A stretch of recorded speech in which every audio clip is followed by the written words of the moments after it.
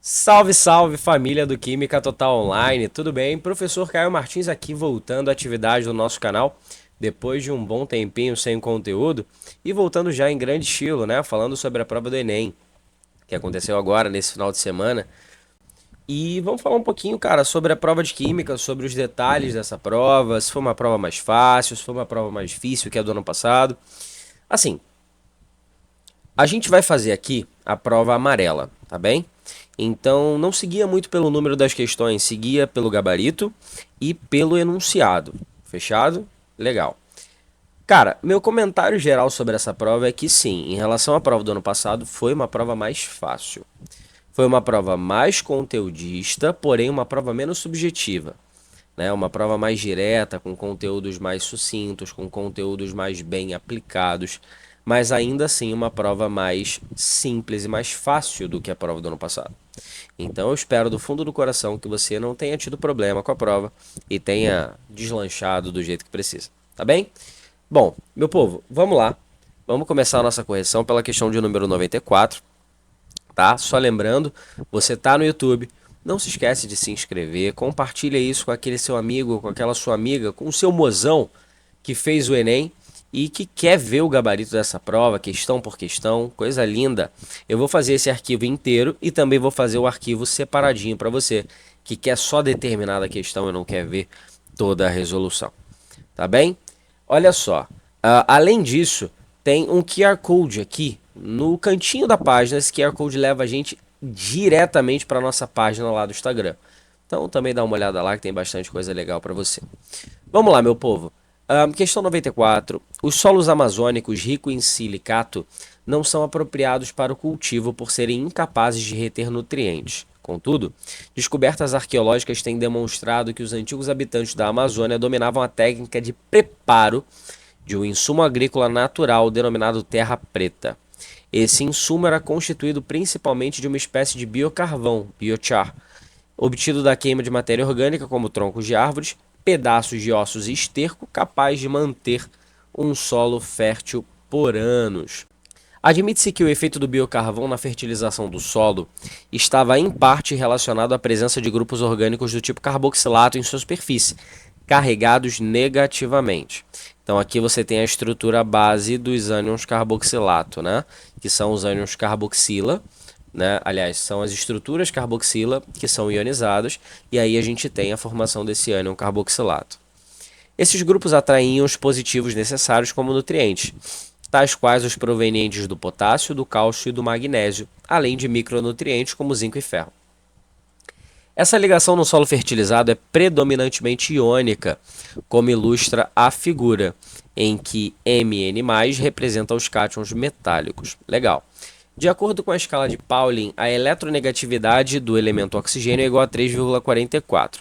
Aqui a gente tem uma informação legal, né? Então ele falou que a eletronegatividade do elemento oxigênio é igual a 3,44. Perfeito. Então aqui a gente tem uma parte esquemática, né? Um desenhozinho. Isso faz com que essa questão seja TRI fácil, tá bem? Além do desenho, ele ainda te dá tabela, ou seja, torna a tua vida muito mais simples. Então esse é o tipo de questão que você não pode errar de forma alguma. Então aqui você tem um solo com biocarvão, né? Você tem aqui o carboxilato, né? Você tem a parte do oxigênio aniônico. Esse oxigênio aniônico da carboxila, né, que virou o carboxilato, ele vai receber esse metal e aí você vai ter a formação dessa estrutura aqui, iônica, certo? Legal. Então é o solo com biocarvão e o solo fertilizado. Maneiro. O quadro apresenta os valores de eletronegatividade desses 5 elementos metálicos, do potássio, do cálcio, magnésio, zinco e ferro, respectivamente 0,82, 1, 1,31, 1,65 e 1,83. O cátion que resultará, vamos lá, aí a gente volta lá para o marca-texto. O cátion que resultará em uma interação de maior caráter iônico com o ânion carboxilato será aquele proveniente do elemento. Vamos lá, meu povo, olha só, primeira coisa, caráter iônico, né? Quando a gente fala sobre caráter iônico, a gente está falando sobre uma ligação iônica, né? uma parte positiva e uma parte negativa. Ligação iônica é ligação entre íons, um cátion e um ânion, cargas reais. E aí, quando a gente pensa em caráter iônico, a gente precisa lembrar qual é a definição de uma ligação iônica. Quando a gente fala sobre ligação iônica, a gente pensa no seguinte: é metal mais ametal, né? Não necessariamente. Quando a gente pensa em ligação iônica, a gente tem que pensar em diferença de eletronegatividade. Então, isso é o que define de fato uma ligação química. Falar que uma ligação iônica é só entre metal e ametal é um conceito muito raso. Então, a diferença de eletronegatividade é a base para esse tipo de estrutura. E aí você tem uma noção se esse cara é ligação iônica, covalente polar, covalente apolar, né? Tudo pela diferença de eletronegatividade. Então, aqui o caráter iônico ele é determinado por uma ligação iônica e a diferença de eletronegatividade tem que ser maior do que 1,7. Tá? Essa é a definição de ligação iônica. E aí, o que a gente tem? Quanto maior for a diferença de eletronegatividade, maior vai ser o caráter iônico. Então, nota que a gente vai ter um elemento fixo, que é o oxigênio, né? Tá? Então, eu vou escrever só caráter, que é de caráter iônico. Nota que o oxigênio, ele é fixo, né? É 3,44. Então, a diferença de eletronegatividade ela vai depender desses componentes metálicos aqui. Se quanto maior for essa diferença, maior é o caráter, poxa, eu preciso, para ter um valor resultante maior, que o meu metal tenha a menor eletronegatividade possível. Portanto, o potássio é o elemento que me gera a menor eletronegatividade. Portanto, é o que vai me gerar a maior diferença de eletronegatividade. Né? Porque, só um exemplo, se eu pego o 3,44 e diminuo do 0,82, só para você ver na prática, tá? O raciocínio lógico que a gente estabeleceu. Né? Você vai ver, dá 2,62. Tá? Se eu pego, por exemplo, o cálcio, que é 3,44, 0, não, perdão, 1, né, 100, ele está usando dois significativos, então vamos manter. Aqui dá 2,44, ou seja, percebe, o que eu estou fazendo? À medida que a minha eletronegatividade está aumentando, né, então à medida que a eletronegatividade aumenta, a diferença diminui. Não é o que eu quero, né? Então, nosso gabarito aqui é o potássio, porque tem a menor eletronegatividade, portanto vai me gerar a maior diferença de eletronegatividade. Então, questão 94, gabarito letra A. Coisa linda. Questão 96 é a nossa próxima. A gasolina é uma mistura de hidrocarbonetos de cadeias saturadas contendo 8 a 12 carbonos. Legal. Então, é uma mistura de hidrocarbonetos de cadeias saturadas contendo de 8 a 12 átomos de carbono. Informações muito legais aqui, porque isso vai definir a nossa resposta. Além disso, a gasolina de alto desempenho deve conter elevados teores de hidrocarbonetos de cadeias ramificadas. Por quê? Porque esses hidrocarbonetos eles são mais resistentes à compressão. Né? As ramificações elas vão agir como se fossem pontes, né? Como se fossem suporte. Né? Então, quando eu tentar comprimir esse composto, as ramificações elas vão sustentar essa compressão. Então, ele vai ter uma resistência à compressão muito maior do que componentes que são de cadeias normais. Né? Então, isso faz com que esses caras tenham uma resistência maior à combustibilidade. Então, faz com que eles não tenham uma combustibilidade tão fácil.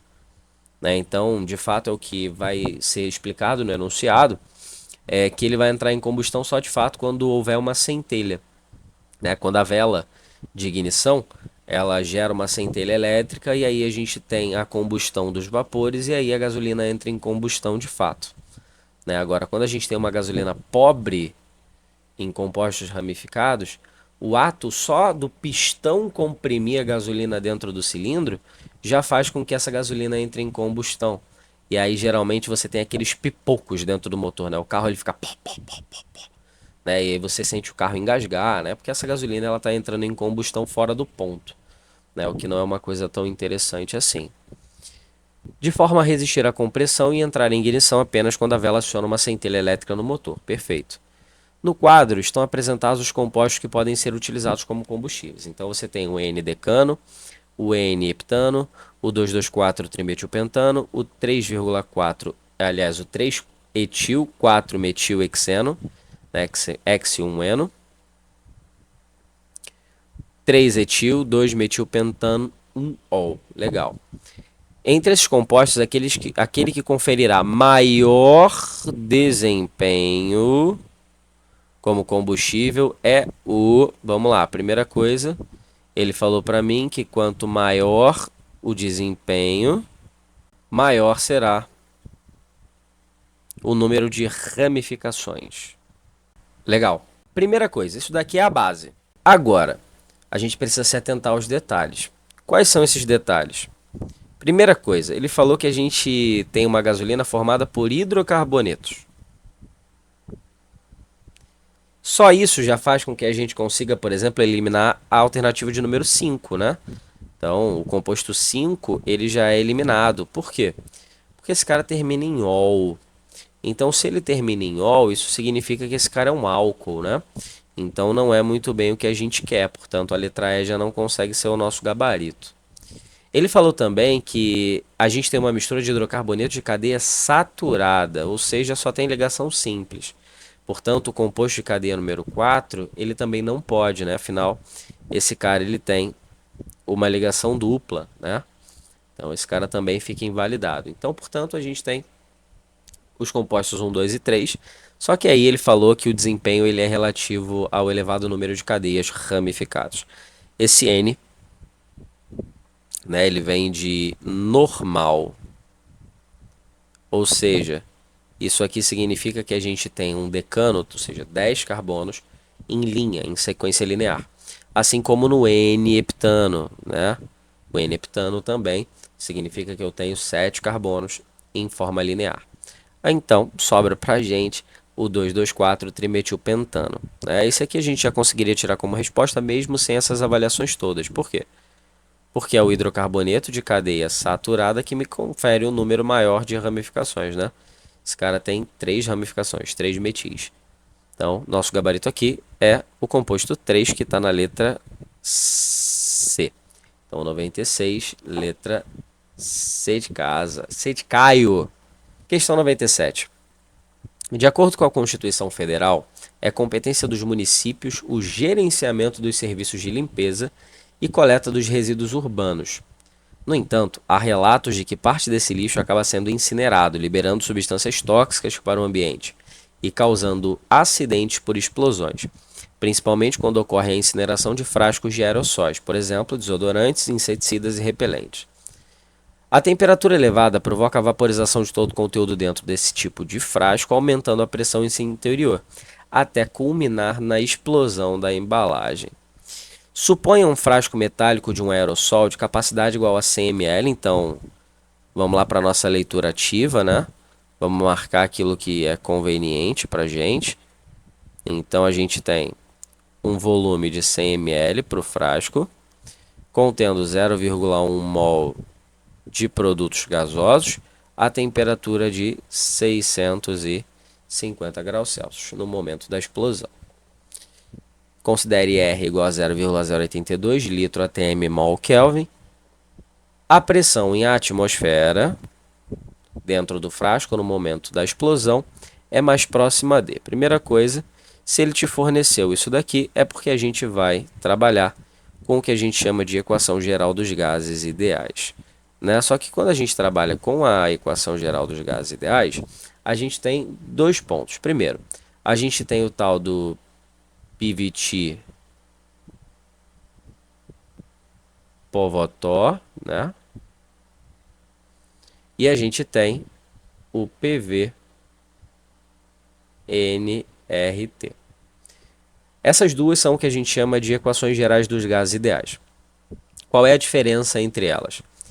Quando a gente trabalha o PVT Povotó, A massa ela ou é constante ou ela não é considerada. Então eu digo, eu gosto muito de aplicar que a massa, vou botar assim, a matéria, né? Porque a gente pode aplicar mol, quantidade de moléculas, átomos, enfim, massa no geral. A matéria não importa. Então, a gente vai trabalhar essa equação quando a gente estiver, por exemplo, falando de uma transformação gasosa, né? Uma isobárica, uma isocórica, uma isotérmica, enfim, transformações gasosas que a gente faz naturalmente, né? E a gente não menciona massa em nenhuma delas. E aí a gente tem o PV-NRT, que é quando de fato a matéria importa. Então aqui a quantidade de mol ela vai ser importante, ou a massa, tanto faz, ela vai ser importante para o nosso resultado. Então aqui eu não tenho nenhuma variação de parâmetro. Eu vou trabalhar naqueles parâmetros. Enquanto que no pivot de Povotor a gente está trabalhando com variação, né? Uma condição inicial e uma condição final. No PVNRT, a gente trabalha só com condições, entre aspas, fixas, né? Então eu quero saber uma determinada pressão naquelas condições, um determinado volume ocupado, uma determinada temperatura, enfim, coisas como essas, né? Que são as nossas componentes. Uma coisa que você tem que ficar muito atento quando se trabalha com PVNRT é na unidade da constante universal que vocês vão trabalhar. Nota que aqui esse cara está me dando a constante universal com as seguintes unidades: volume em litro, pressão em atm, o mol é o próprio mol, e o K, que é o Kelvin, como nossa temperatura. Então você tem que colocar todas essas informações dentro dessas unidades e a sua questão ela vai devolver para você as informações dentro dessas unidades. Então, por exemplo, ele aplicou para mim um volume, então ele falou que o volume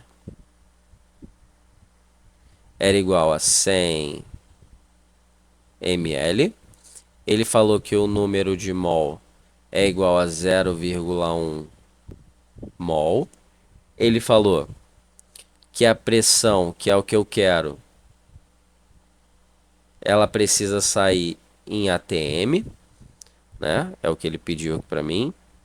E a temperatura tem que ser em Kelvin. Só que ele me deu isso em 650 graus Celsius. Legal. O que você vai fazer? Você vai comparar essas unidades aqui, das informações que ele te forneceu, com as unidades da tua constante.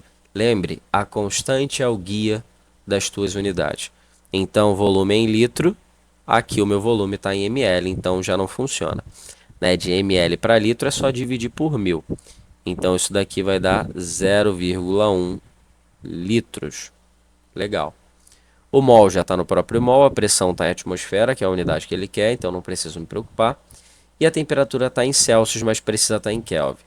Como é que a gente faz a conversão? Então, temperatura em Kelvin é igual a temperatura em graus Celsius mais 273, o que dá para a gente um total de 923 Kelvin.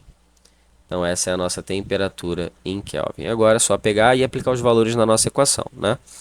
Então, sabendo que PV é igual a nRT, estou usando essa equação aqui por motivos de a massa ela é importante, né? Então a matéria ela é significante.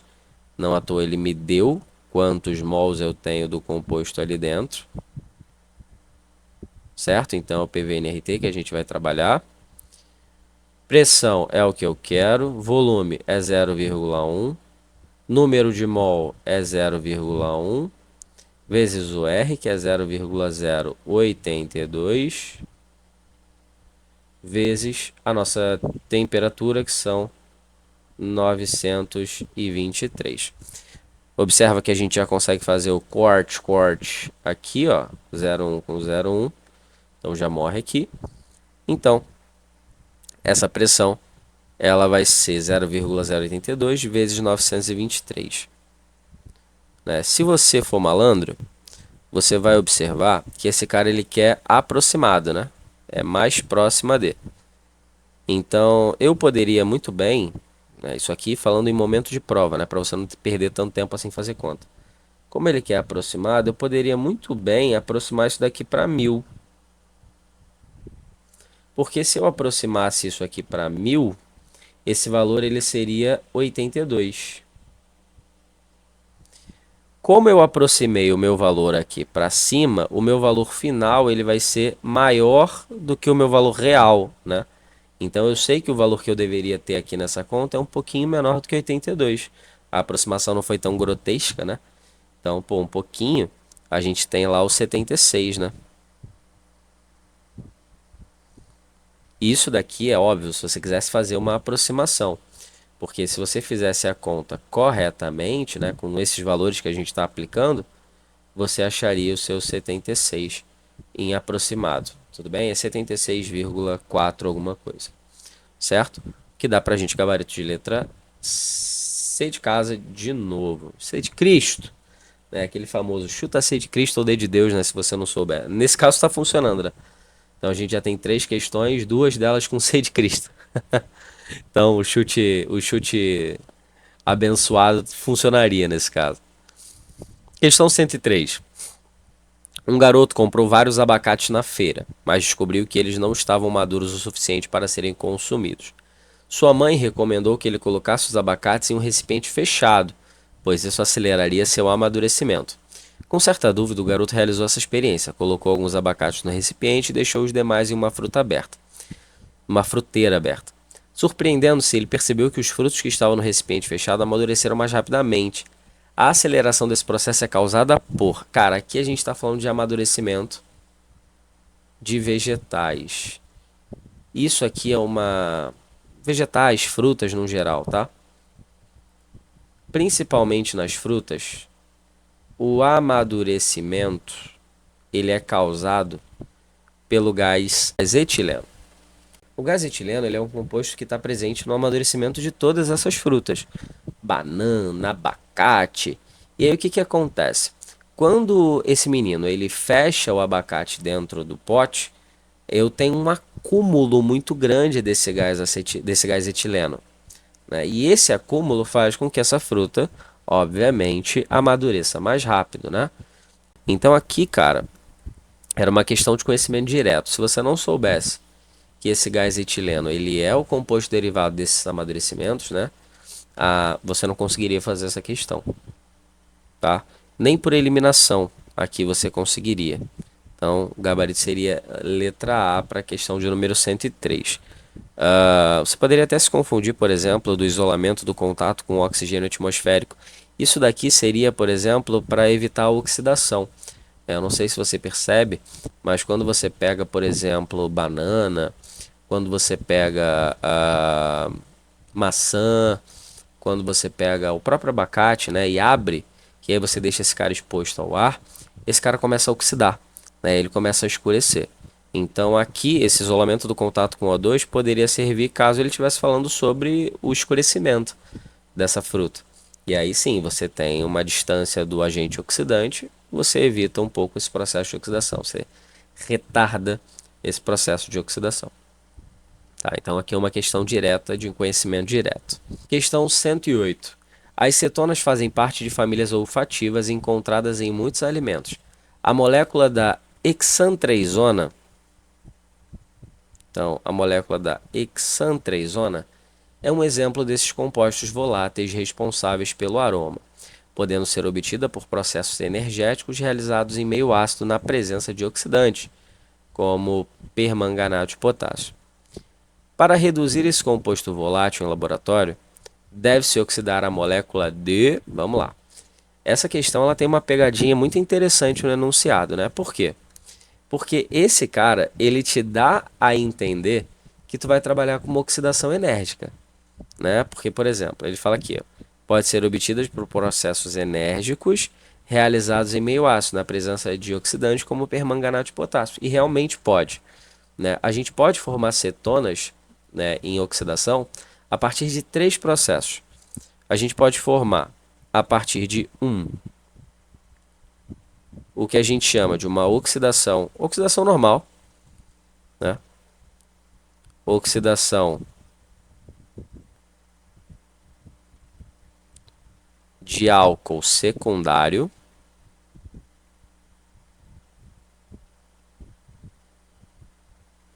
dois, no que a gente chama de oxidação enérgica,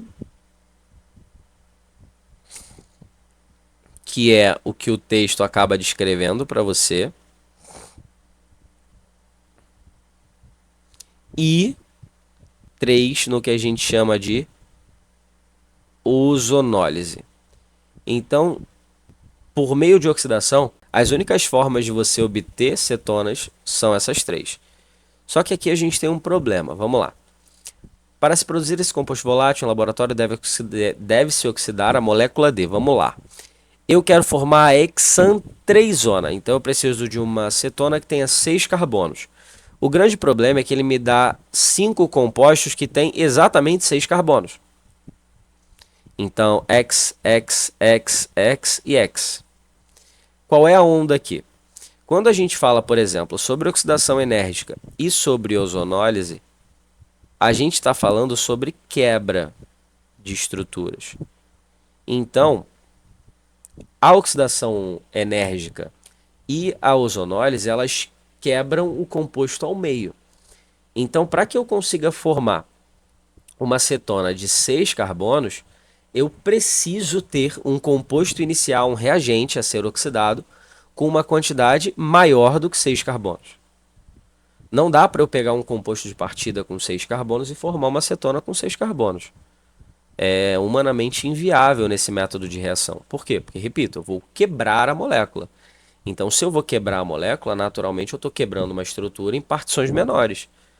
Não tem como eu ter 6 carbonos e formar 6 carbonos a partir de uma quebra. Isso aí é logicamente impossível. Então, o que sobra para a gente é uma oxidação simples de álcool secundário, né? Essa oxidação ela vai ser a oxidação de álcool secundário a acetona, que é a oxidação básica, né, que a gente tem. Ou seja, a gente precisa de um álcool secundário como composto de partida. Então, a gente já consegue eliminar algumas coisas. A gente já consegue eliminar o ácido hexanoico, que é um ácido carboxílico, o hexanal, né? E aí, cara, é onde mora a parada. Quando a gente faz oxidação de álcoois, a gente não mexe na estrutura da cadeia. A gente mexe só no grupo funcional. Então, por exemplo, se eu pego esse álcool aqui, vamos supor que eu tenho uma ligação dupla aqui, OH. Eu vou fazer uma oxidação desse cara na presença de um agente oxidante. Pode ser o permanganato de potássio, né, que foi o que ele mencionou no texto. O que vai acontecer, cara? Eu não vou mexer na ligação dupla que eu tinha antes. Eu só mexo na parte funcional. Então aqui eu tenho a parte alcoólica que foi oxidada a parte de acetona, né, a carbonílica. Ok? Então a dupla ela não seria afetada, ou seja, eu quero como composto resultante, é só fazer a volta desse processo que a gente acabou de fazer, né? Então,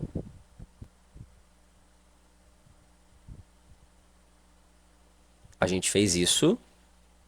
Se ele quer 1, 2, 3, 4, 5, 6, 3, 1, 2, 3. É só a gente fazer o processo de volta, né?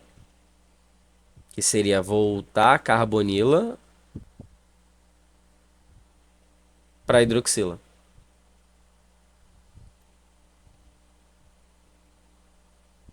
Então, aqui a gente tem a hidroxila, certo? Oxidação de álcoois secundários geram cetonas como produtos, né? Então, a gente tem aqui o hexan 1, 2, 3, ol. Então, nosso gabarito, letra B não, perdão, letra C, hexan 3ol. De novo o C de Cristo aí, ó. A gente já conseguiria eliminar, por exemplo, o hexano 1ol. Por quê? Porque a hidroxila ela estaria no carbono 1, então isso aqui é um álcool primário, né? Álcool primário sem ser o metanol, ele vai a aldeído, ácido carboxílico, né? Então ele não passa por cetona. O hexanal, ele já não poderia ser de qualquer forma, mas o hexanal ele seria o primeiro passo oxidativo do hexanol, né? O hexanol ele oxida hexanal e depois ele vai a ácido hexanoico. Então, oxidações simples de álcoois, né? E o X1N1-ol também não poderia ser, primeiro porque aqui a gente tem um álcool primário e, além de tudo, na verdade a gente não tem nenhum álcool primário, a gente tem um enol, né? Porque a ligação dupla e a hidroxila estão no mesmo carbono. Então esse cara aqui, ele faria uma isomeria por equilíbrio, né? O que a gente chama de tautomeria. Esse cara formaria, por exemplo, uma tautomeria aldoenólica, né? Então esse cara ele seria convertido a hexanal, né? Que coisa, né? Muito, muito interessante. Questão muito boa, cara. Questãozinha muito legal. Muito conteúdo por trás dela que a gente podia abordar. Bem maneiro. Questão 110. O vidro contendo alumínio em sua composição é um excelente material para condicionar medicamentos e suplementos, porque pode ser esterilizado por um aquecimento. No entanto, quando o medicamento ou suplemento contém substâncias que se ligam fortemente ao íon desse metal, a dissolução do alumínio é promovida em função do deslocamento do equilíbrio estabelecido entre a espécie imobilizada no vidro e a espécie em solução. Por essa razão, recomenda-se que os suplementos de nutrição de recém-nascidos contendo gluconato de cálcio sejam acondicionados em embalagens plásticas e não nesses tipos de vidro. Caso esse suplemento seja acondicionado em embalagens desse tipo de vidro, o risco de contaminação por alumínio será maior se... Vamos lá, primeira coisa, ele falou que há risco de contaminação quando a gente tem dentro desse alimento algum íon que interaja com esse metal, né, com esse magnésio. Então ele falou aqui, ó. No entanto, quando o medicamento ou suplemento contém substâncias que se ligam fortemente ao íon desse metal, ou seja, se ligam fortemente ao íon do alumínio, a dissolução do alumínio é promovida em função do deslocamento do equilíbrio químico estabelecido em... Ó, a dissolução do alumínio é promovida em função do deslocamento do equilíbrio químico estabelecido entre a espécie imobilizada no vidro e a espécie em solução. Qual foi a espécie que ele trabalhou? O gluconato de cálcio. Não vou chamar esse gluconato de cálcio. Vamos abreviar essa brincadeira aqui. Eu vou chamar esse gluconato aqui de, sei lá, GC, né? Gluconato de cálcio. Quando eu pego o alumínio 3+, e junto nesse gluconato de cálcio, a gente vai ter a formação de um equilíbrio, que vai ser o composto formado, e eu estou desprezando cargas aqui, tá? O composto formado, que vai ser um composto em solução, né? Falou dissolução. Então, vamos trabalhar que isso aqui seja aquoso, por exemplo. O que vai acontecer, cara? Caso esse suplemento seja acondicionado em embalagem desse tipo de vidro, o risco de contaminação por alumínio será maior se... O contaminador por alumínio é o composto resultante, né? Porque aqui é o alumínio presente no vidro. Aqui é a espécie que está presente no alimento, no suplemento, no medicamento, enfim. Então, isso daqui. Quando esses caras se juntam, eles vão interagir e vão formar esse composto aqui, que é o composto que vai gerar a contaminação, né? Qual é a parada? Como é que eu consigo fazer o favorecimento desse componente? Deslocamento de equilíbrio, né? Ele me falou isso no comando do texto. Então, o que eu vou fazer aqui, cara? Se eu aumento a concentração, porque o pote não tem como aumentar a concentração de alumínio, é aquele alumínio que está ali dentro e acabou. Agora, eu consigo mexer no gluconato, né? Se eu aumento a concentração de gluconato, o meu equilíbrio se desloca para a direita, favorecendo a formação desse produto contaminado, né? E é exatamente o que ele me mostra na letra B. Então a letra B, ela me diz exatamente isso, né? Quando a concentração de gluconato for alta. Quando a concentração for alta, o meu equilíbrio vai se deslocar lá para o lado do composto contaminado, né? E aí a gente vai ter a contaminação por alumínio nesse suplemento, alimento, enfim, medicamento, o que seja. O vidro do frasco for translúcido, aqui talvez seria muito por conta da entrada de luz, né?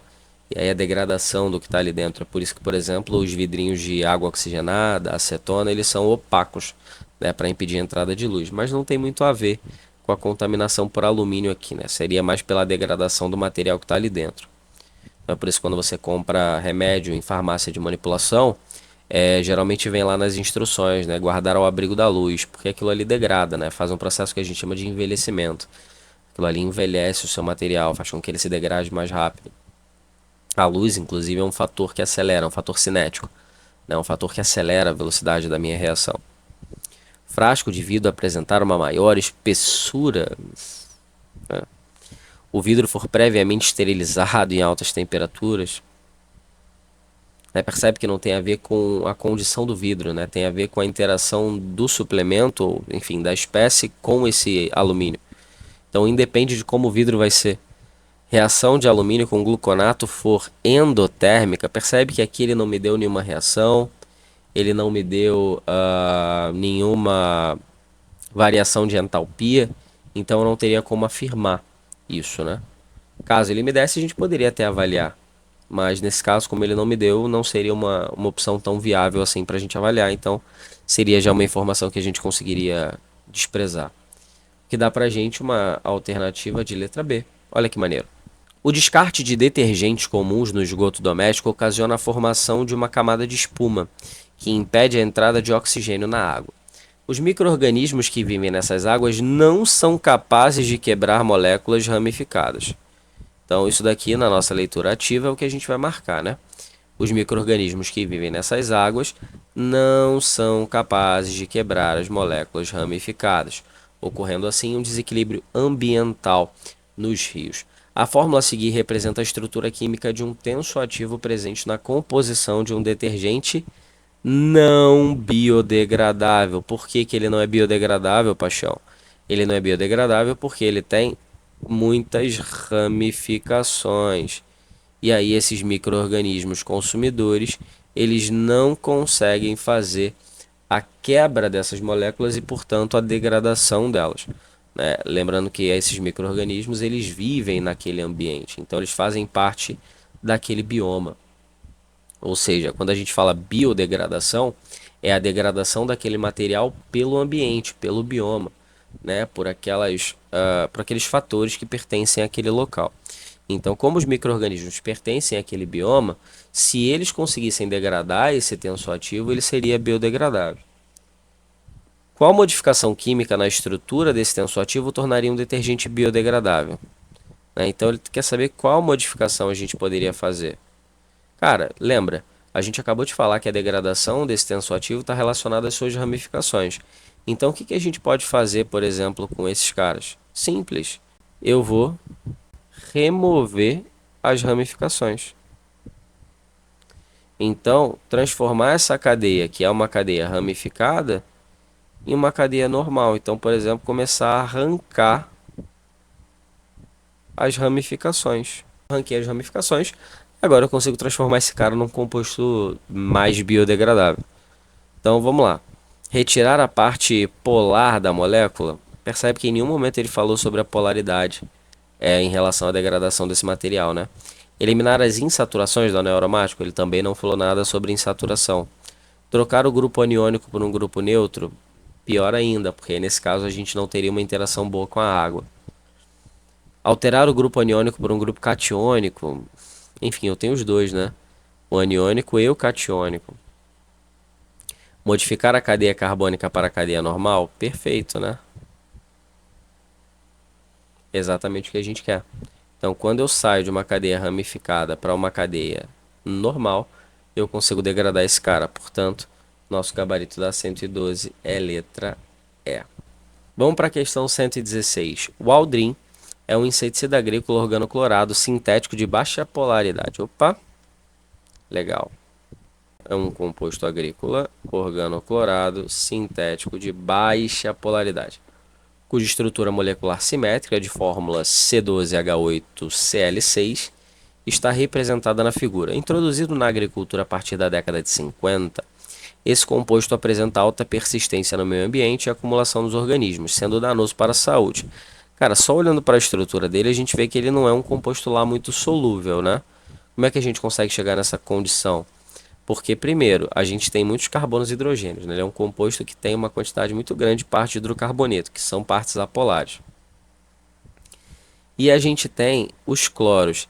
Esses cloros aqui, eles não têm muita ingerência, eles não têm muita inferência, na realidade, na polaridade desses caras. Eles mexem na polaridade, mexem. Por quê? Porque esses caras têm elétrons, né? Então, a gente tem esses cloros com 7 elétrons livres, né? Então, a gente tem os 7 elétrons, né? Um desses elétrons aqui ele está sendo usado para fazer a ligação, então ele tem 6 elétrons não ligantes.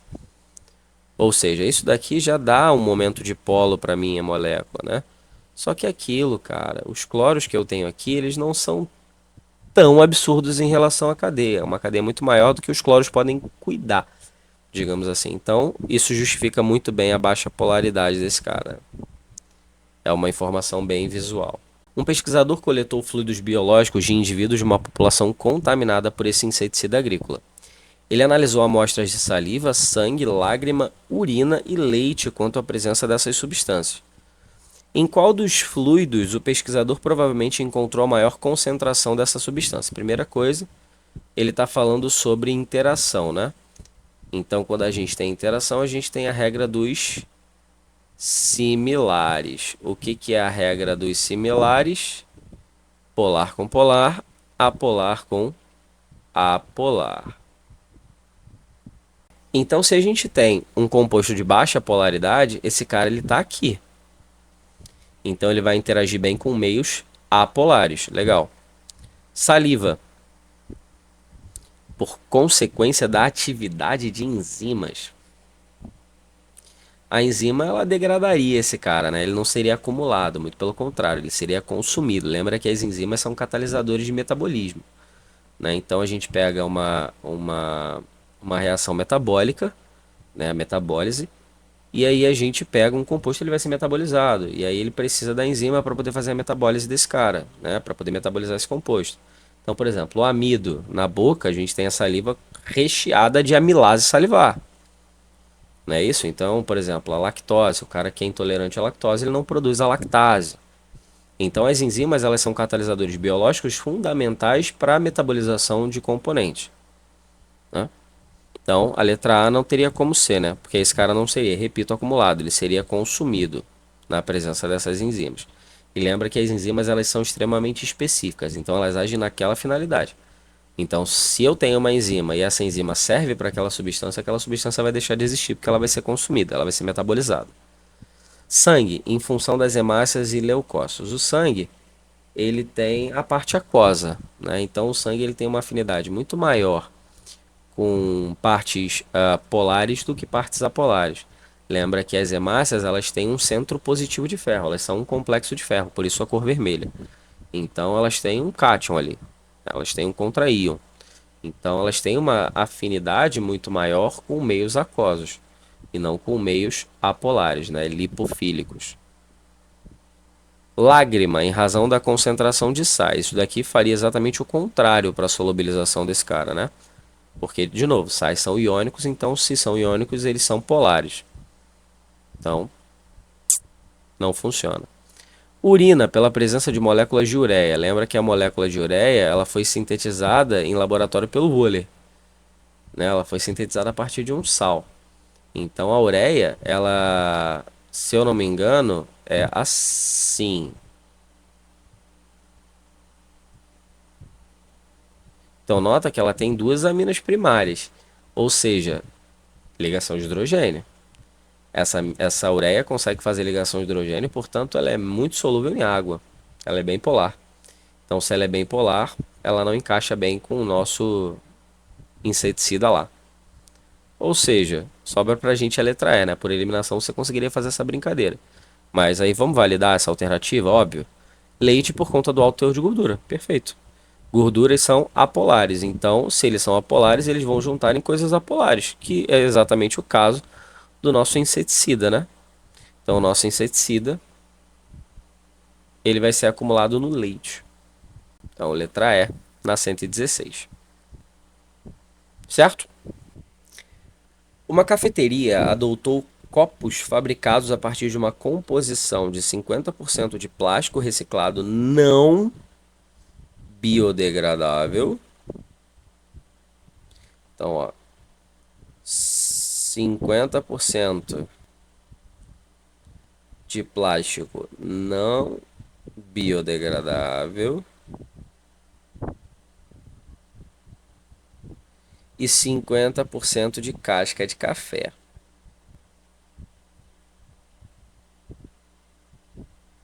O copo é reutilizável e retornável, pois o material, semelhante a uma cerâmica, suporta a lavagem. Então você consegue lavar esse cara sem que ele se degrade, né? Sem que ele se desmanche. Embora ele seja comercializado por um preço considerado alto quando comparado ao de um copo de plástico descartável, essa cafeteria possibilita aos clientes retornarem o copo sujo e levarem o café quente servido em outro copo já limpo e higienizado. Olha só que coisa louca. Então tu entrega o copinho e volta outro copinho. Então percebe que a gente não tem descarte desse material, né? Ele fica indo e voltando, né? O material desse copo oferece também o conforto de não esquentar a parte externa. Olha só que coisa. Então, o material não esquenta a parte externa. Pontos principais: a composição do copo, meio a meio, né? Com plástico lá não biodegradável, 50%, 50% casca de café. Ele pode ser retornável, né? Então vai e volta, né? Ele não é descartado. E o material ele não esquenta na parte externa, perfeito. As três características aí que a gente quer do nosso copinho fabricado aí para cafeteria, né? Aquela cafeteria lá que tem o símbolozinho verde que tá falindo aqui no Brasil. Quais duas vantagens esse copo apresenta em comparação ao copo descartável? Então ele quer quais duas vantagens esse copo apresenta em relação ao copo descartável. Vamos lá. Ter a durabilidade de uma cerâmica ser totalmente biodegradável? Pelo amor de Deus, não, né? Pelo amor de Deus, não. Por que não? Primeiro, porque ele é 50% de plástico reciclado não biodegradável. Então, totalmente biodegradável é complicado, né? Muito pelo contrário. Metade dele é biodegradável, a outra metade não. Por isso que esse cara não é reciclado, né? Ele não é descartado para reciclagem. Ele fica lá e fica sendo reutilizado. Então, durabilidade de cerâmica. Em nenhum momento ele falou que tem durabilidade de cerâmica. Ele falou que tem a característica parecida. Ou seja, esse cara pode ser lavado. Ponto. Agora, durabilidade, em nenhum momento ele mencionou isso. Ser tão durável quanto a de uma cerâmica. Percebe, de novo, ele não falou sobre durabilidade. Ele falou só sobre característica. E ter alta condutividade térmica, muito pelo contrário, né? Se o material ele não esquenta na parte externa é porque ele é um isolante térmico. Então, se ele é um isolante, o isolante ele é o oposto do condutor. Então, significa que ele tem baixíssima condutividade térmica, né? Ser um mau condutor térmico e aumentar o resíduo biodegradável na natureza? Lembra que ele quer duas vantagens, né? A primeira é uma vantagem, porque não esquenta a tua mão. Agora a segunda, aumentar o resíduo biodegradável na natureza, isso aí é uma vantagem? Aonde? Eu não faço ideia. Química verde, né? Química ambiental, preservar o meio ambiente. Ter baixa condutividade térmica e reduzir o resíduo não biodegradável na natureza. Perfeito. Por quê? Porque se tu pega aquele copinho descartável e joga no lixo, tu tá gerando resíduo. Se tu tá gerando resíduo, esse resíduo ele pode parar no bueiro, ele pode parar no rio, no mar, né? Então, se o copo ele tá lá circulando na função, é como o copo da tua casa. Tu não pega o copo de vidro da tua casa, bebe e joga fora. Você lava e usa de novo, reutiliza. É exatamente o que esse cara tá fazendo, só que com um material compósito, né? Então, a letra D é uma afirmativa bem boa, assim, para as nossas pretensões. Ter alta condutividade térmica, cagou aqui, né? Já nem termina. Então, o gabarito aqui é a letra D com segurança, né? Vamos para a próxima. Questão 118. O consumo exagerado de refrigerantes é preocupante, e é mesmo, pois contribui para o aumento de casos de obesidade e diabetes. Considere dois refrigerantes enlatados, um comum e um diet, e que ambos possuem a mesma quantidade de aditivos, exceto pela presença de açúcar, né? Então um tem açúcar e o outro não.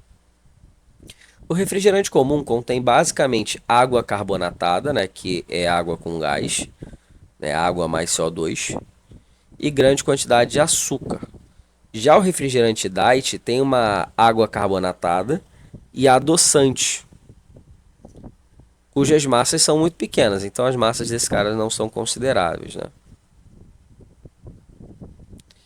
Entre as duas versões apresentadas, o refrigerante comum possui maior densidade, menor viscosidade, maior volume de gás dissolvido, menor massa de soluto dissolvido, maior temperatura de congelamento. Vamos avaliar uma a uma e ver qual é a nossa resposta. Primeira coisa, maior densidade. O que é a densidade? Vamos lembrar, densidade é a relação entre massa e volume, né? Então é a massa contida num determinado volume ou o volume ocupado por uma determinada massa, tanto faz. Então é massa, isso daqui obviamente para sólidos e líquidos, né? Para gases isso não se aplica. Por quê? Porque gás tem volume variável, não tem volume fixo. Então, massa sobre volume. O que ele falou? Qual é a diferença base que a gente tem entre o refrigerante comum e o refrigerante diet? Que o refrigerante comum ele tem açúcar. O refrigerante diet tem os adoçantes lá, mas que tem uma massa muito baixa, ou seja, vamos dizer que a gente não considera esse cara. Então, o que a gente tem, cara? A gente tem mais soluto no mesmo volume. Então, a gente tem mais massa no mesmo volume. Densidade e massa são diretamente proporcionais quando o volume é fixado, né? Então, se a massa é maior, a densidade também vai ser. Então, densidade maior é a nossa resposta por enquanto, né? Vamos avaliar todas as outras. Menor viscosidade? Não, cara. Pega uma Coca zero e uma Coca normal e vira ao mesmo tempo. Você vai ver que você vai ter a avertência das duas exatamente no mesmo prazo, né? A Coca comum ela não é mais viscosa, não é mais grossa do que a Coca zero. É diferente de você pegar, por exemplo, mel e água, né? Quando tu pega um copo de mel e um copo de água e vira, a água ela verte toda e muito mais rápido. Por quê? Porque ela é menos viscosa. Então ela tem uma velocidade de fluidez muito maior. Né? O que é a viscosidade? Viscosidade é o grau de atrito interno molecular de uma certa substância. Quanto mais essas moléculas se atritam, mais rápido ela se movimenta. É por isso que quando você pega alimentos muito viscosos, por exemplo, o mel, como a gente está falando, e esquenta, ele fica mais líquido. Por quê? Porque ele fica menos viscoso. Por quê? Porque você tem um aumento da temperatura, você aumenta a cinética molecular, as moléculas elas geram mais movimento, né? Então você gera mais atritos internos, o que faz com que as suas moléculas caminhem, fluam mais rápido, né? Então a viscosidade ela tem a ver com a fluidez molecular, certo? Então menor viscosidade? Não, no caso aqui a viscosidade é igual, né, para as duas. Maior volume de gás solvido? Não. Ele tem a mesma quantidade de água e CO2, né? O que muda é só realmente a quantidade de soluto. Menor massa de solutos dissolvidos? Muito pelo contrário. Ele tem mais massa de soluto dissolvido. Afinal, aqui, os adoçantes eles não contribuem com massa. Então, basicamente, o refrigerante diet é água carbonatada, né? Porque já que os adoçantes têm uma massa muito pequena, ou seja, não posso dizer que são desprezíveis, mas são muito pequenas, não consideram tanto, não levam tanto em consideração assim, não são tão relevantes. Menor massa de soluto dissolvido, é o contrário. Maior temperatura de congelamento, pelo contrário, né? Quando a gente pega e coloca mais soluto, a gente diminui a temperatura de congelamento, né? Isso aí chama de propriedade crioscópica, é uma propriedade coligativa. Lembra lá do para você, se você é meu aluno, você viu isso daqui, né? O P são as partículas, né, que são basicamente a quantidade de soluto, é a concentração. Então, quando você aumenta a quantidade de partículas, você diminui a pressão de vapor, você aumenta o fluxo osmótico, diminui a temperatura de congelamento e não aumenta. Então, esse cara demora mais a congelar e aumenta a temperatura de ebulição. Então, ó, eu diminuo a temperatura de congelamento e não aumento, né? Então, eu teria uma temperatura de congelamento menor. O que corrobora, sim, com o nosso gabarito de letra A.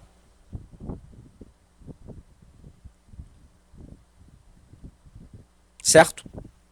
Coisa linda. Vamos para a próxima. Questão 121. Para que uma molécula dê origem a um medicamento de administração oral, além de apresentar atividade farmacológica, deve ser capaz de atingir o local de ação. Para tanto, essa molécula não deve se degradar no estômago, onde o meio é fortemente ácido e há várias enzimas que reagem mediante catálise ácida. Legal, a gente tem ácido clorídrico no nosso estômago, né?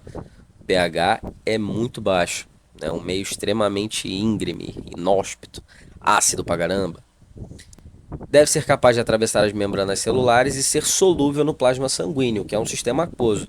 A gente tinha visto isso lá na questão daquele inseticida, né? E o cara falou sobre sangue.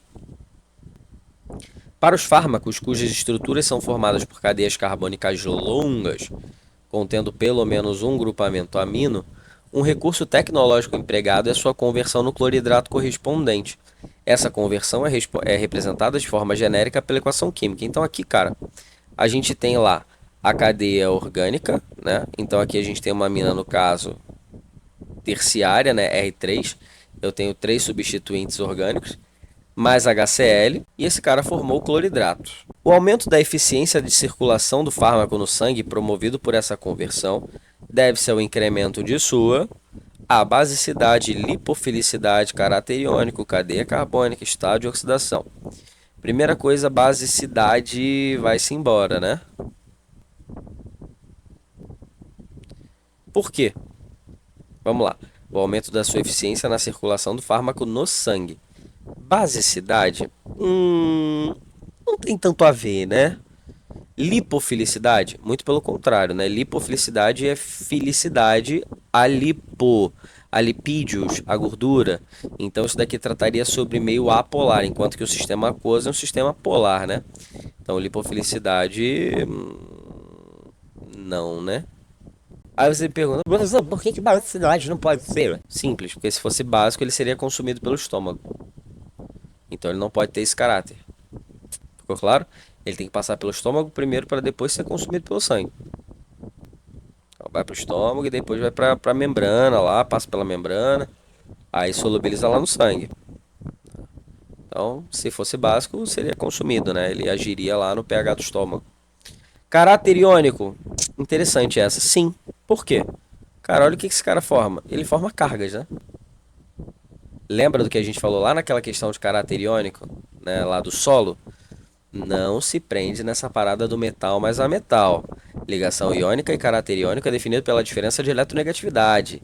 E aqui você tem claramente a distribuição de cargas. Cara, tu tem íons aqui, se tu tem íons, tu tem uma interação iônica. Pô, então sim, muito sim, cara. Caráter iônico, muita coisa. Cadeia carbônica? Não, a cadeia carbônica, muito pelo contrário, seria um problema, né? Por quê? Aumento da eficiência.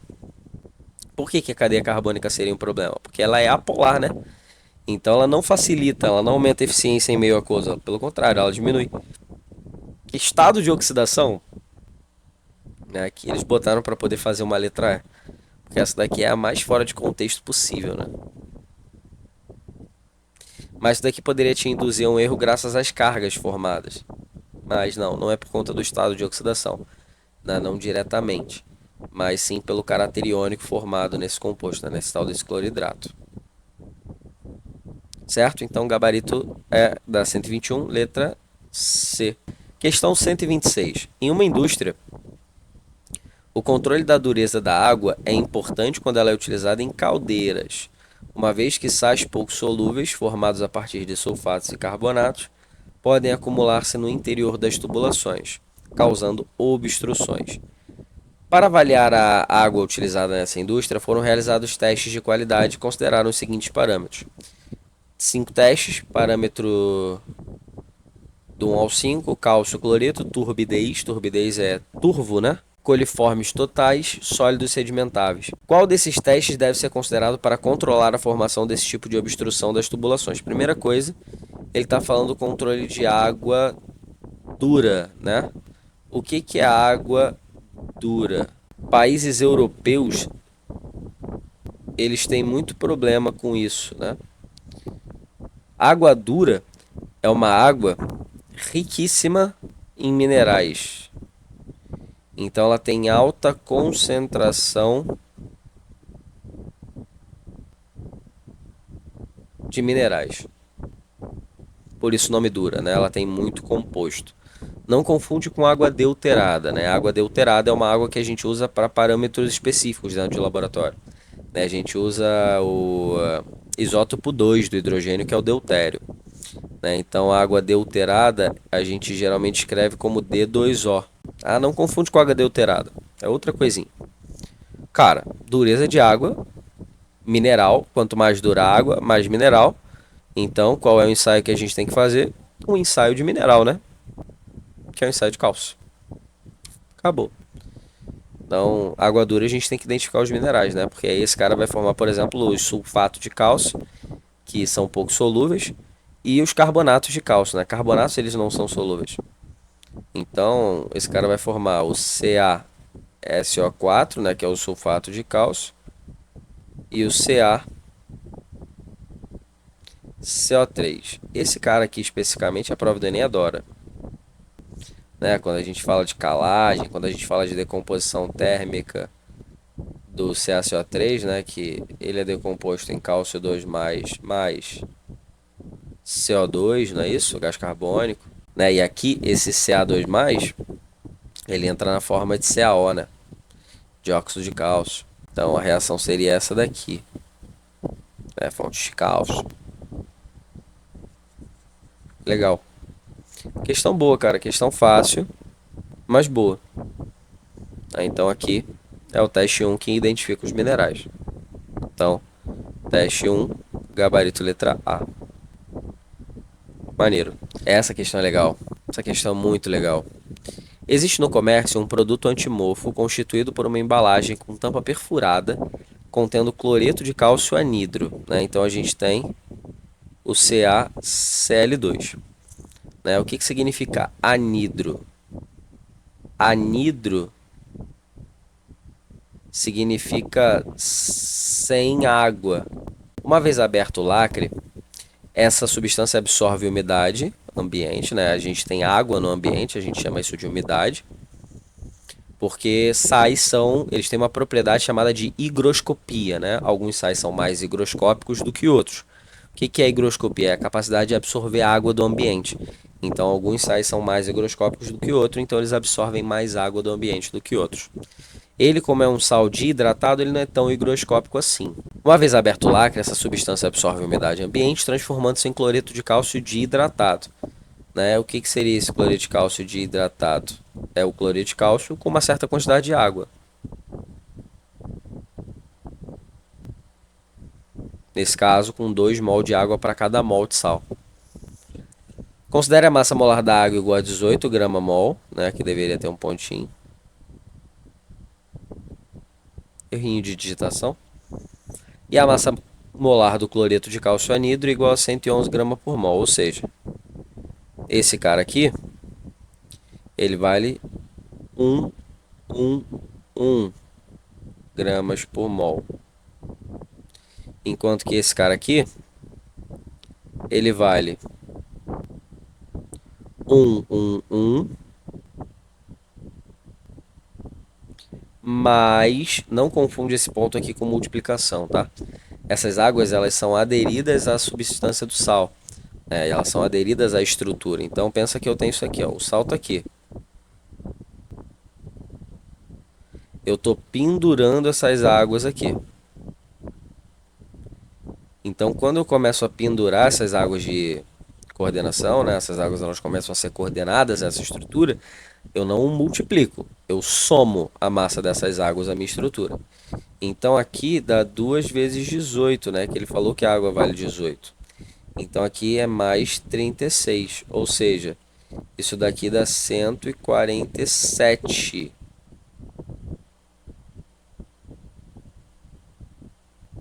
gramas por mol. Tudo bem?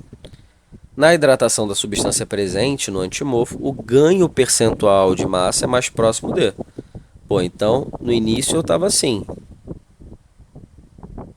sem água. Abri, começou a absorver a água da umidade, virou isso daqui. Porra, porcentagem, né, cara? 111 gramas está para 100%. 147 gramas está para X. Multiplica cruzadinho, né? E você vai ter que X é aproximadamente 132%. Aí você pensa, um abraço, né? Não tem 132% de resposta. Só que a tua resposta não é 132. Lembra que você tinha 100%, agora você tem 132. O que isso significa? Significa que você tem 100% mais 32%. Ou seja, no início eu tenho 100%. Aqui eu tenho mais 32%, o que gera para mim um total de 132%. Então, o acréscimo de massa é de 32%. O que dá pra gente um gabarito de letra D. Questão muito legalzinha também, questão boa, bem contextualizada. Essa pra mim que vem a ser a questão mais enjoadinha da prova, assim. É a que você mais tinha que pensar. Questão 129. Um assistente de laboratório precisou descartar 7 frascos contendo solução de nitrato de mercúrio 1, que não foram utilizados em uma aula prática. Cada frasco continha 5,25 gramas de nitrato de mercúrio, né? Nitrato de mercúrio 1, que é o mercúrio mercuroso, dissolvidos em água. Temendo a toxidez do mercúrio e sabendo que o cloreto de mercúrio 1 tem solubilidade muito baixa, o assistente optou por retirar o mercúrio da solução por precipitação com cloreto de cálcio, conforme a equação química. Então você tem o nitrato de mercúrio 1 mais o cloreto de sódio, gerando o cloreto de mercúrio 1 mais o nitrato de sódio, né, já balanceado. Você pode conferir, mas está balanceadinho, bonitinho. Na dúvida sobre a massa de NaCl a ser utilizada, o assistente aumentou gradativamente a quantidade a ser adicionada em cada frasco, como apresentado no quadro. Então, a gente tem uma quantidade fixa de nitrato de cobre 1, então são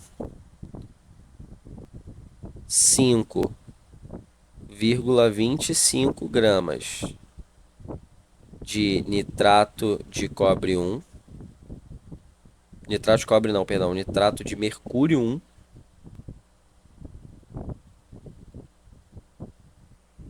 Certo? E aí esse cara vai testando com várias massas diferentes de cloreto de sódio. A parada é a seguinte, meu querido. A parada é a seguinte. Esse cara está testando várias massas. O que vai acontecer aqui?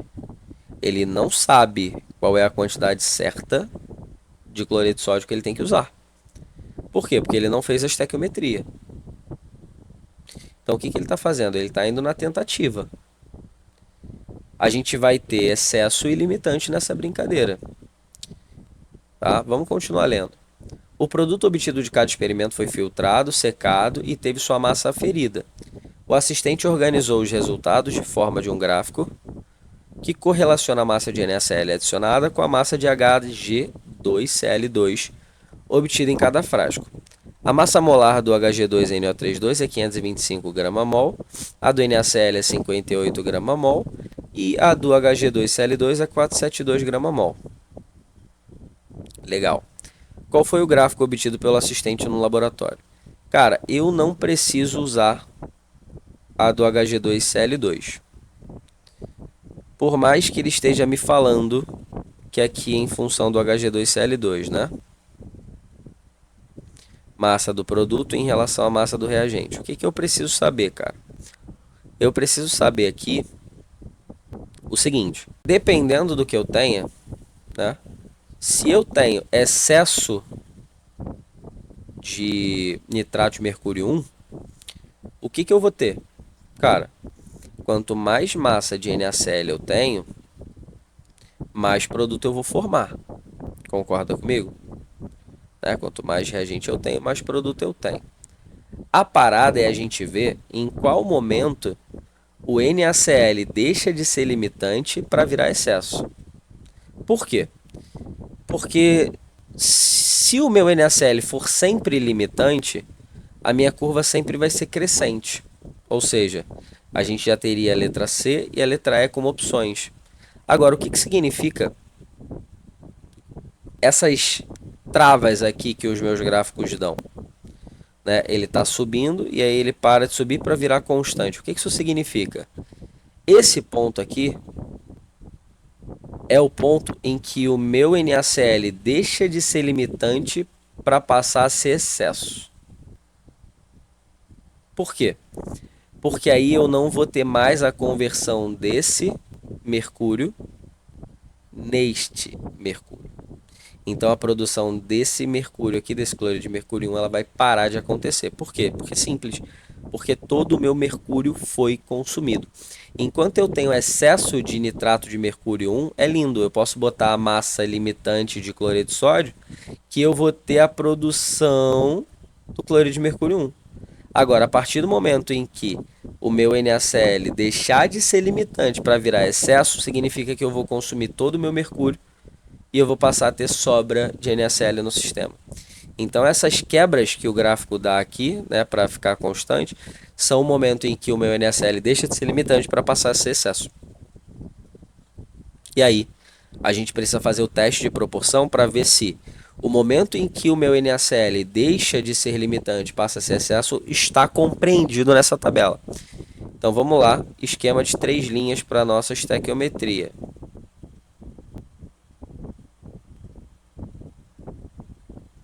Primeira linha, relação estequiométrica, né? Vou fazer a relação estequiométrica entre os meus reagentes. Então, 1 mol de Hg2 NO3, está para 2 mol de NaCl.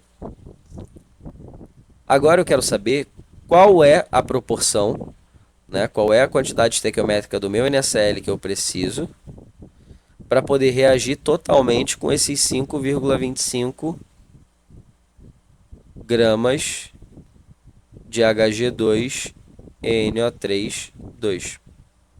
Percebe que eu não consigo fazer essa conta, né? Porque eu estou relacionando mol e massa para substâncias diferentes.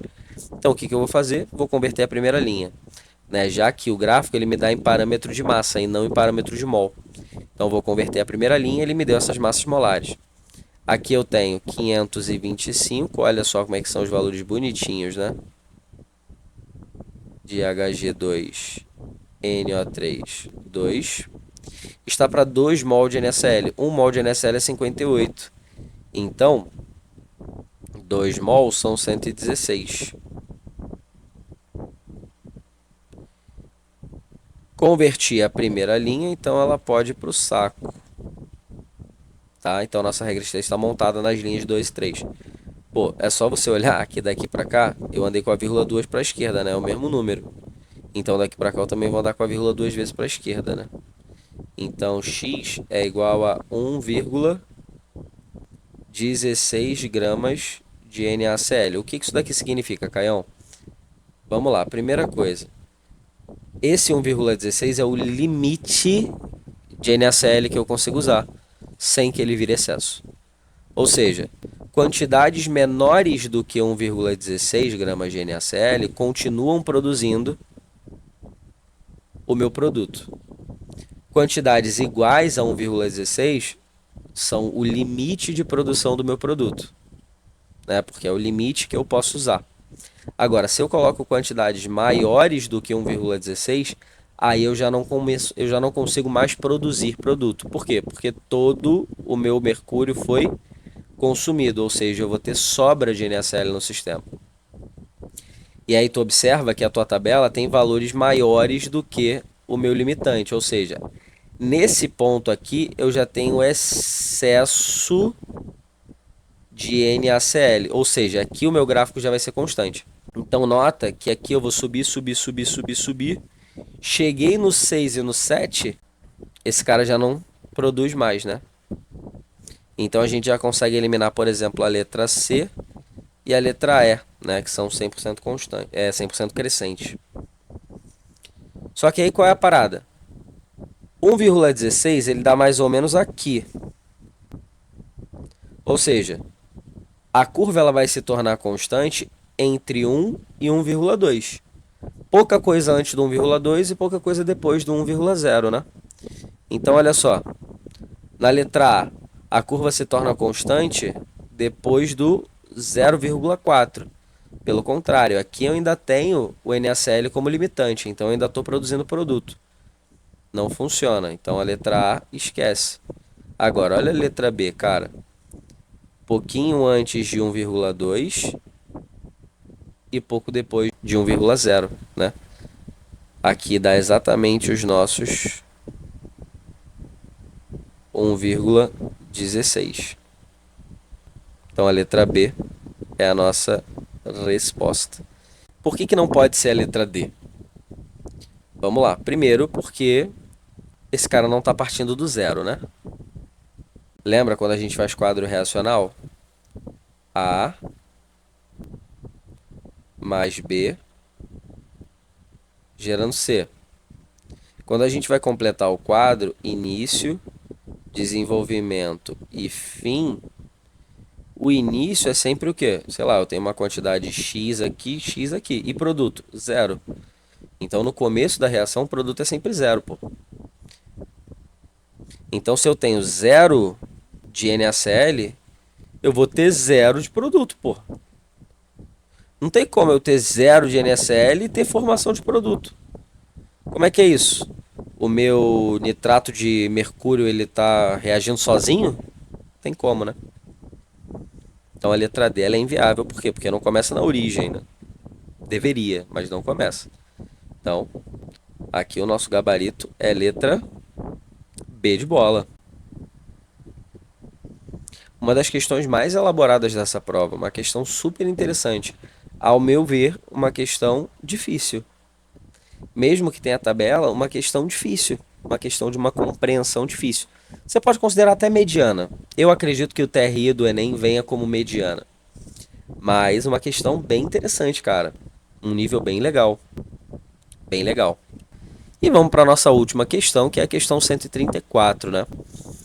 Entre os medicamentos mais comuns consumidos para o alívio da dor está o ibuprofeno, um composto quiral com ação anti-inflamatória. Ó, um composto quiral. O que isso significa? Significa que ele tem carbono quiral, não é isso? Ele tem isomeria ótica.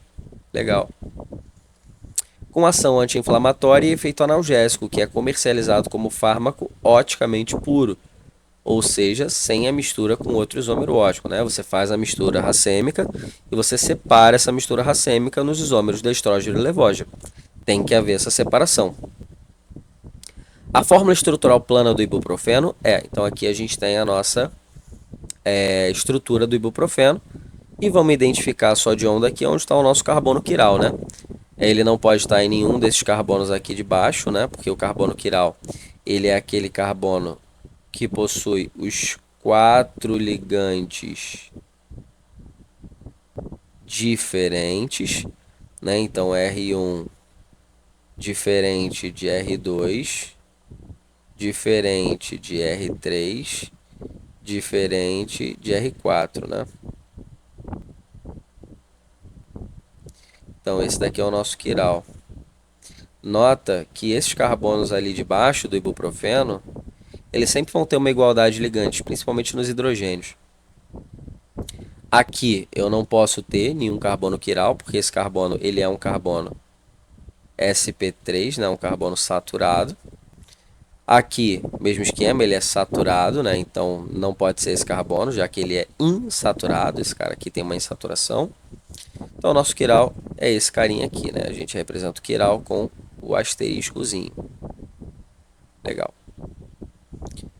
Além do ibuprofeno, destacam-se também os princípios ativos presentes, aliás, os princípios ativos a seguir, presentes em outros medicamentos para o alívio da dor: a fenacetina, o paracetamol, a dipirona sódica, o diclofenaco sódico, o butilbrometo de escopolamina. O princípio ativo que apresenta o mesmo tipo de isomeria espacial que o ibuprofeno é, Qual é o tipo de isomeria espacial que o ibuprofeno possui? O ibuprofeno possui a isomeria espacial óptica, não é isso? Que é a isomeria do carbono quiral. É isso? Legal. Vamos lá, vamos catar carbono quiral aqui. Na fenacetina não tem carbono quiral, então já não pode ser a letra A. O paracetamol não tem carbono quiral, né? Não pode ser nenhum do anel, também não pode ser esse cara. Então, paracetamol também esquece. Dipirona sódica, mesmo esquema, né? Aqui a gente não tem, aqui não tem, aqui não tem. Aqui dentro do anel a gente também não pode ter, tá? Então não tem a presença de nenhum carbono quiral. Aqui também não é, né?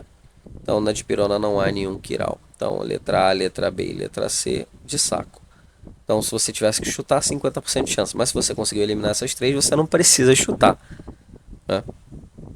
Diclofenaco não tem aqui, não tem aqui. Não pode ser nenhum do anel, né? Não pode ser nenhum do anel, então também não tem. Então só sobra pra gente a letra E, né?